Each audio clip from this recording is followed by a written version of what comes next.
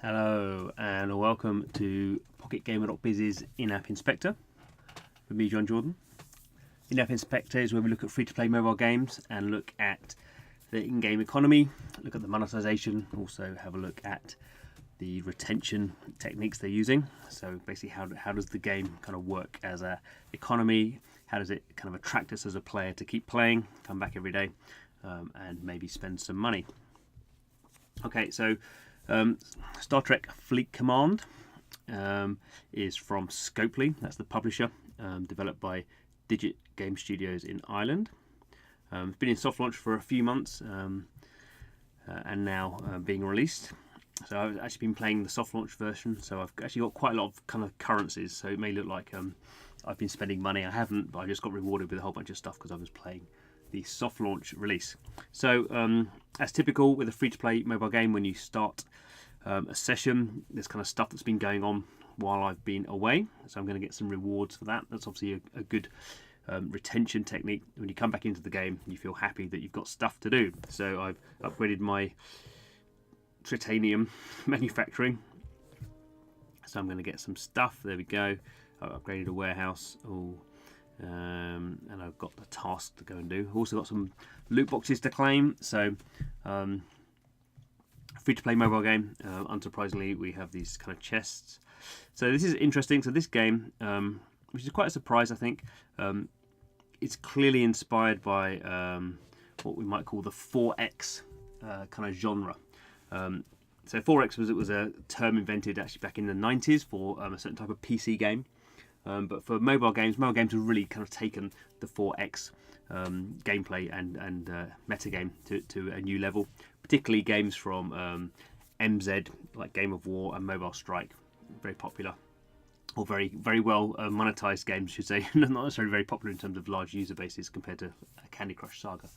But these games have a very tight design loop that has you always kind of doing things and kind of waiting around for things. So you just saw what I won was some speed ups. That's kind of a clue that this game is very very heavily 4X influenced. I would actually call it a 4X game, although it is much nicer than a game of war in many aspects. But that's kind of what it's doing. So this is my space station. You can see here. So graphically very nice. I'm playing this on an iPad Pro, so looking good. Interesting for a mobile game. This is played in landscape mode, not portrait mode. So even if you're playing on a phone, most people play on a phone, you have to hold it in a different way to how you would normally hold it. So I can go into the interior here. There's three different levels of views. There's an interior view, an exterior view, solar system view. So this is very much what we'd expect for a 4X game where I'm building things. So it's base building, but you can kind of see I can't just build wherever I want to. Not like a Clash of Clans. I build in the areas I can build. So I've done that building. I've got some XP. What can I go and do now? Can probably do some leveling up. What are these ones doing? So production has halted because my warehouse is full. So we can upgrade this. I wonder if I can upgrade my warehouse. Let's see. That looks like the warehouse. So I can upgrade this one. You can see it'll take 42 minutes, 43 seconds, or I can use the gold hard currency. Do it straight away. I've got loads of this because I was gifted some, so I could go just like that. So I've leveled up my warehouse to level 8 straight away. But now I can't level it up to level 9 because I have to level up all the other buildings in that kind of tech tree to do that. Can't level up that one. Can I level up that one? That's level 7. So yeah, can do that. So a different way of leveling up is you can see now the time's counting down, but we have these speed ups.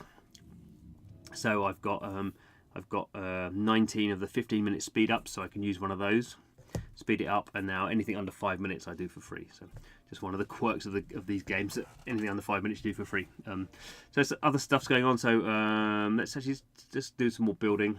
So this is my operations. I'm going to take it to level 8 by the looks of things. It's going to take almost 5 hours, or obviously I can do it instantly, but in this case I'll let it go on. I'm getting rewarded for everything I do, so it's very much kind of this engagement model where you do something and you get a bit of reward.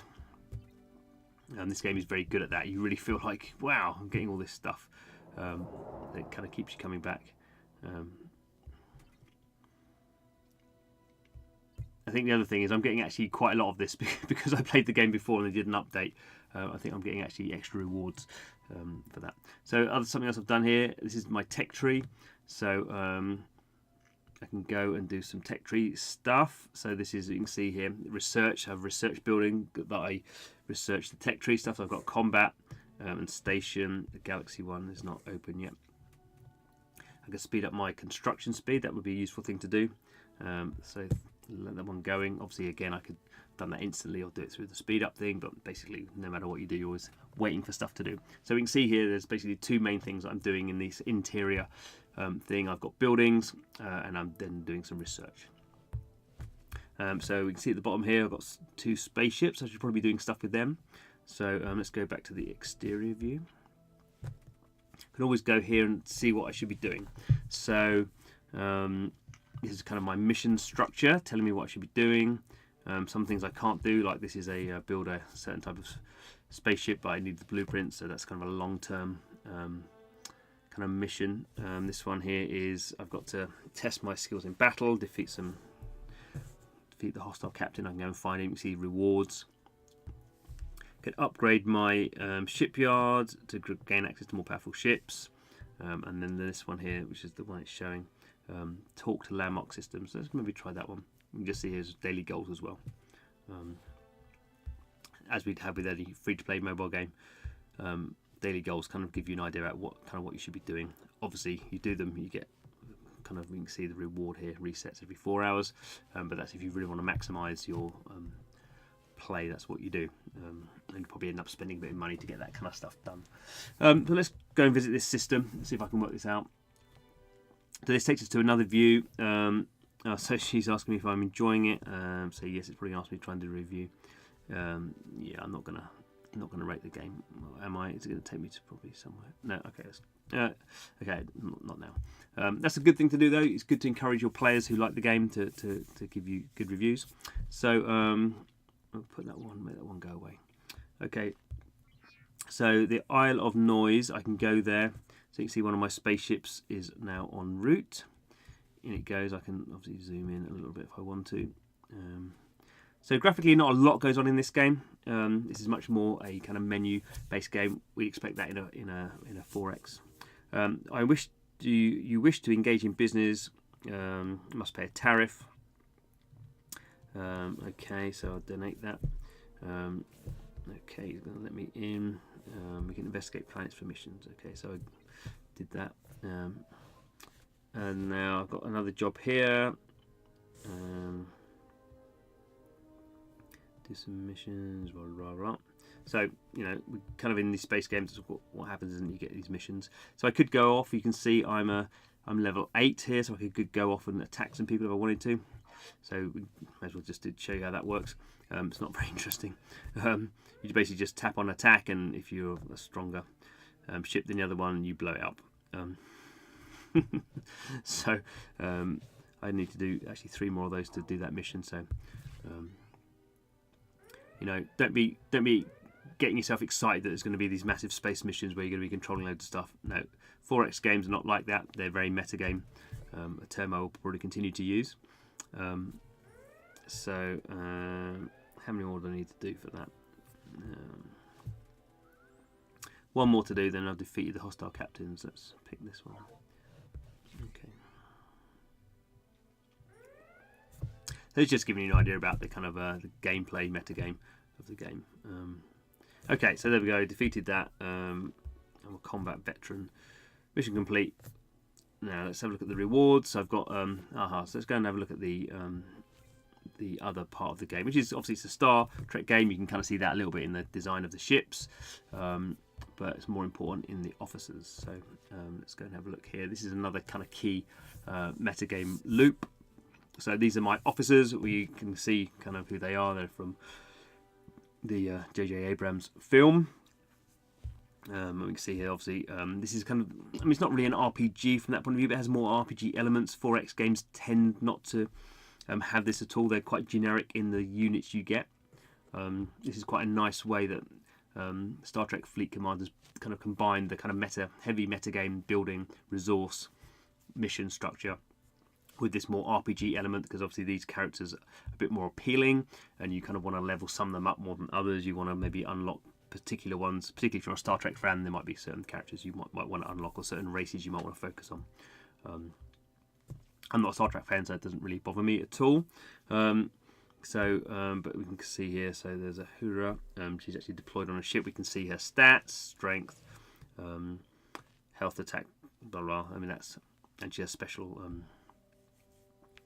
abilities. I can't promote her at the moment. I need 3 more shards, or whatever they you would call those elements. And also she's on a ship that's doing stuff, so you have to recall her to do that. So it's kind of a nice, again, kind of feeding in, I guess, to the how you expect like a Star Trek game to work. If you're going to promote her, you need to promote her back at her base, I suppose. That's the idea there. So Sulu, I've got loads of these promotion things, but I can't promote him because he's there. And also I couldn't promote him before. Yeah, you need a different resource to do that. I guess I've probably got enough now. So that's also how the item system works. So we saw an item system before, where I got some speed up items. We also have these ones, explorer parts. And actually, let's look at the store, because that's kind of the key thing for in-app inspector. So we have this one is research boost pack, a ship pack, officer pack, station pack, satchel of latanium, whatever that is. Obviously not very expensive, £5. What's that going to be? Probably might even be $5. But that's not a large sum of money. I mean, let's see if it's going to tell us what we're going to get. It's not going to, is it? Gifts. So typically in a free-to-play mobile game, we get every kind of duration we get some free stuff. I mean, past deal is not particularly useful. I've got loads of that, but we can see here when I need to check back to get my free chest. So the recruit one is the interesting one. So this is where I kind of recruit different officers. So obviously the best one is the ultra recruit, and I need 800 of this unit in order to get that. I don't have any. So when I click on that, it will say I need to get some from the store. So we get to see an idea about how the kind of monetization kind of flows through. That was the recruit one. So alliance. I'm not actually in an alliance at all. So alliance is very important for these games. Alliance token. Yeah, and obviously if I want to buy any more latanium, that was going to satchel there. That's the effect, buying the hard currency. So there's kind of 4 different currencies that you have, but unlocking different sorts of boxes. So yeah, the 3 different sorts of recruits. So you can see here, this one uses the blue one, this one uses the gold bronzy one, and this one uses the purple one. But you can see here, I mean, this is a loot box sort of scenario where we can see here we've got a chance of winning these kind of higher value characters. So in we go. Other things we can do from the store. So the speed ups. These is my inventory actually. So these are the speed ups I've got. These are the materials I've got. You can see it gets quite complicated. I don't really know what these do, to be totally honest. There's a lot of metagame. Shields, so shields, we all know what shields are, stop you getting attacked. XP for the ship and the officers. There's what we looked at before, the recruitment tokens and alliance credits, and the Federation credits as well.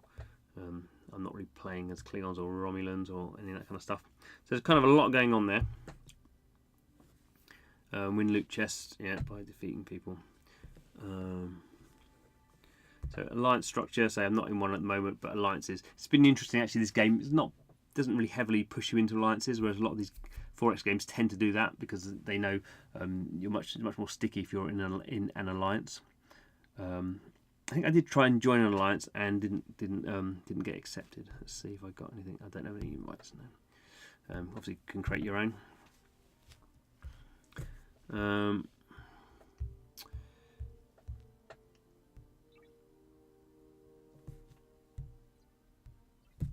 Let's have a look at this one.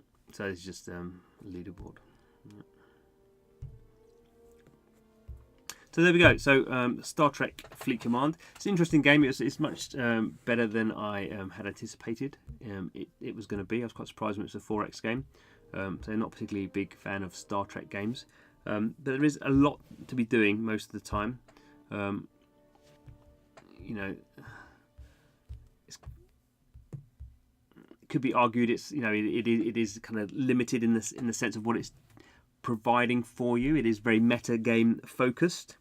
You are not kind of exploring in some kind of deep way the Star Trek universe, but you are kind of in the Star Trek universe, if that makes any sense. You have the characters, which I think is quite a strong element that most 4X games don't have, and that kind of adds a certain type of engagement. The ships, kind of, again, you know, if you really, I mean, I don't really know how much people care about these, but you have kind of common ones, rare, I mean the typical, when you're going to the more exotic type of ships. In order to get those, say you have to complete Federation events or missions in blah blah blah to unlock this ship. I'm sure that will appeal to some people. So I just think it's kind of a well put together game. It's not particularly, it's surprising for a 4X game. It doesn't particularly push monetization in any strong way, really, in any way at all, which may be a downfall, really, because obviously games need to monetize in order to kind of survive. So it'd be interesting to see the combination of the approach it's taken, the large amount of metagame, and I guess the appeal of the license, which should get people kind of playing it or downloading it, and then because I think it's quite an enjoyable game, even if you're not into Star Trek, people will play it for a while. But then you always get that kind of point in a game where you kind of go, am I going to keep playing it anymore? And there's kind of like after a couple of weeks, people start dropping out. So I guess that's always the difficult thing for games, and particularly games with a license involved, where you go beyond the kind of the first fruits of playing the game and getting the initial enjoyment. How long do you kind of keep hanging around for? And that's really the crunch point for all games, particularly ones with a license. So anyway, thanks for watching. The In-App Inspector is where we just play free-to-play mobile games that we think are interesting for some reason, and go in and talk about the aspects of monetization and other things. So if you're interested in that, don't forget to subscribe. Thanks for watching the video, and hopefully we'll see you again soon.